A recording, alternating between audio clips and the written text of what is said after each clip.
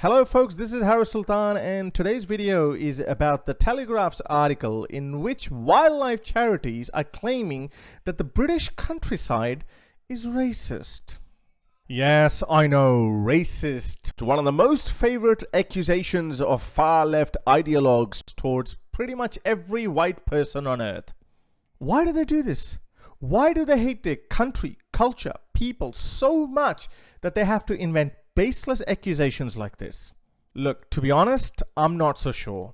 I don't know if there is a grand conspiracy to destroy the West from within, or these people suffer from some undiscovered mental condition. I really don't know. So I'm going to talk about this Telegraph article, but before we go further, like, share, and subscribe to my channel. And if you'd like to support me, then you can be my patron. Just like how the Medici family were the patrons of Leonardo da Vinci. Just like that, you can be my patron by going to patreon.com/Sultan. Or if you don't want to do that, then you can just buy me a coffee. Links below on your screen. So let's get to today's video. As you guys might know, because I mentioned this quite a lot, that I spend a lot of my time in England. I've been to many places like Colchester, Chichester, Worthing, Yorkshire Dales, Sudbury, and a few other places. I'm just horrible with names. Anyway, the point is there's quite a few places where I've been. And let me tell you categorically that never in my life or in my travels or my adventures have I ever experienced racism by a single white British person. Never. Nope. Not even one. Not even a hint of it. Look at this. I'm being racially vilified in a Yorkshire Dale farm. And this time I'm staying in this beautiful farmland, this proper English countryside. It's absolutely gorgeous. Have a look around. Look at this. I remember having breakfast in this beautiful country restaurant and I forgot my AirPods there. And guess what? When I went back 2 hours later, I found them exactly where they were.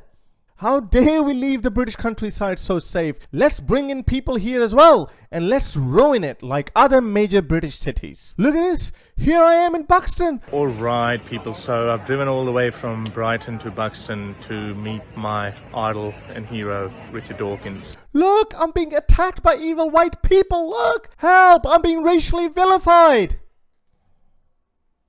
I feel so much safer in the British countryside than in other major London metropolitan areas like Ilford or East London and, oh gosh, Whitechapel. And I don't feel scared there because of white people, but because these areas are heavily inhabited by what's often called the most peaceful community on earth. Now, I'm not saying that there are no racist people in England just because I haven't experienced any racism. I'm sure there are some racist people in Britain as well.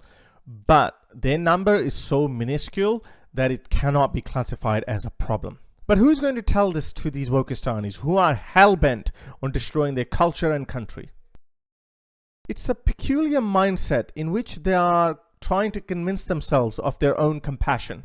They seem to believe that by diminishing other people within their own group, they're performing a noble act. By accusing you of racism, bigotry, lacking compassion, I position myself as the polar opposite of these traits. This is what the reasoning is, that if I accuse you of racism, then by default, I absolve myself of the same accusation. It's as though in identifying your supposed shortcomings, I bestow upon myself a medal, a self-congratulatory affirmation of my own righteousness. That was quite brilliant, actually.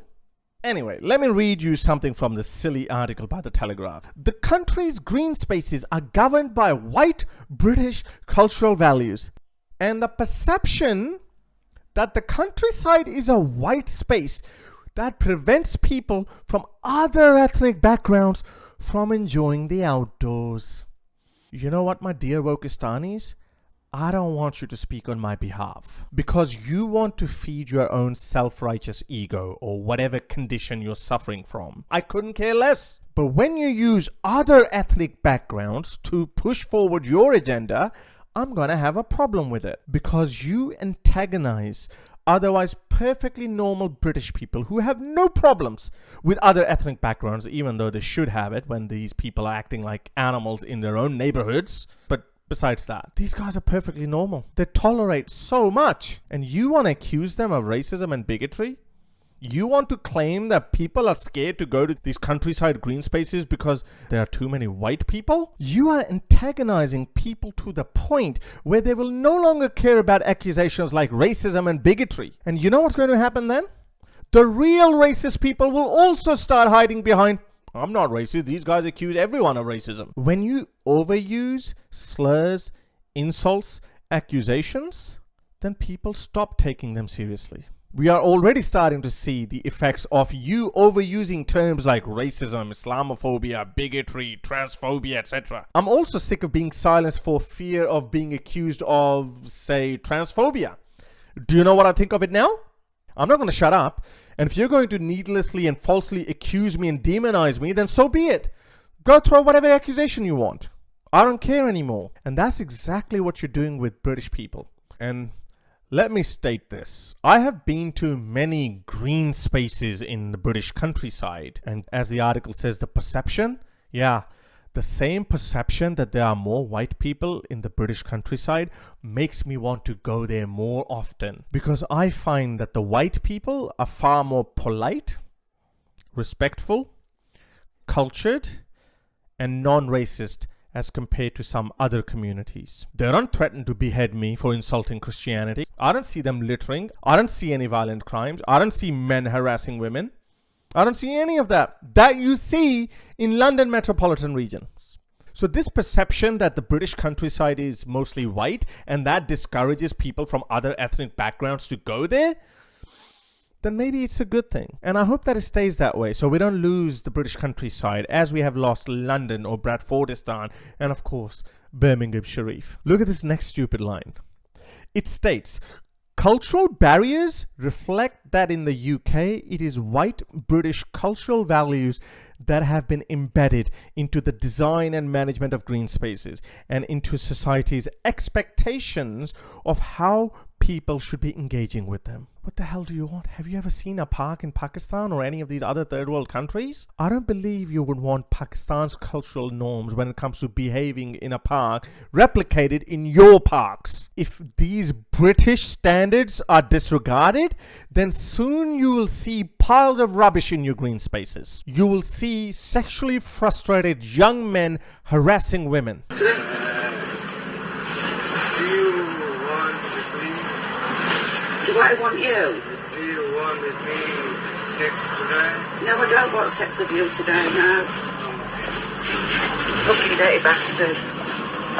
Sometimes I feel like there is a conscientious effort to dismantle everything quintessentially British. I have had enough of these far left wokies constantly attacking non-aligned, decent British people. As I said before, I have never experienced racism in Britain or even Australia, where I've lived most of my life. The rest of the article is full of other woke nonsense BS I couldn't be bothered going through. But if you want to read it, I've included the link in the description of the video. So that's it for today. If you liked this video, then give it a thumbs up and share it with other people who are feeling constantly attacked by the far left wokistan idiots. And if you like my work and would like me to keep producing content like that, then your support is important and it matters. So you can be my patron by going to patreon.com/Harris Sultan, where you get to see videos like these before they're released to the public. If you don't want to do that, then you can buy me a coffee. Links below on your screen. Until next time, ta-da. If you'd like to support my work, you can become my patron by going to patreon.com/Harris Sultan, or you can simply buy me a coffee.